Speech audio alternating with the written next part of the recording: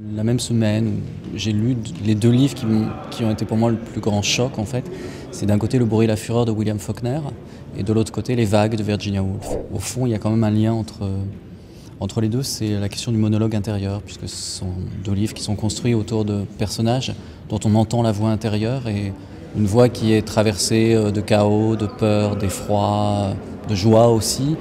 Et je crois que c'était la première fois que je lisais une littérature qui était capable de rentrer comme ça totalement à l'intérieur de ce qu'on pourrait appeler l'intimité pour faire très vite, mais disons qui est plutôt ce qui permet à un sujet de se fonder en fait et ce qui permet à un sujet de dire je. C'était l'année d'après mon bac, donc j'avais 18 ans et je pense que c'est le moment où j'ai compris en fait la puissance de la littérature véritablement. Je lisais déjà beaucoup, mais c'est le premier moment où j'ai compris à quel point la littérature contenait non seulement de l'émotion, mais disons de la vérité en fait.